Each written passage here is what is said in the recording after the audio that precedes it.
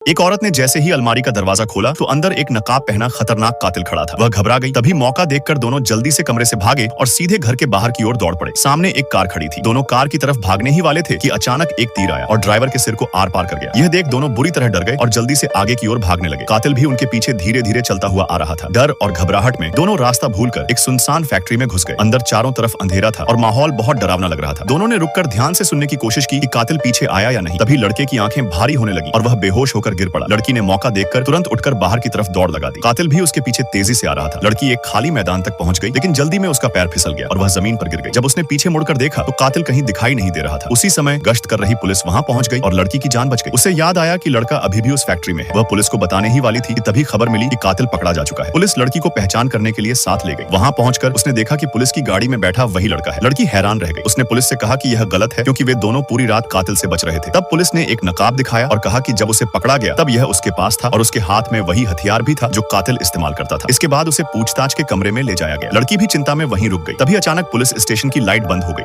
और माहौल डरावना हो गया। एक पुलिस वाली टॉर्च ढूंढने लगी, लेकिन अचानक पीछे से हमला हुआ और वह मारी गई। अंधेरे में छिपी लड़की ने मौका देखकर कूड़ादान से हमला किया और भाग गई। गोलियों की आवाजें आने लगी और हालत और खराब हो गई। कातिल सीधे उस कमरे की तरफ बढ़ रहा था जहां लड़के को बंद किया गया। और अब नेक्स्ट पार्ट के लिए अभी चैनल को सब्सक्राइब करके कमेंट में पार्ट 2 लिखना मत भूलिएगा।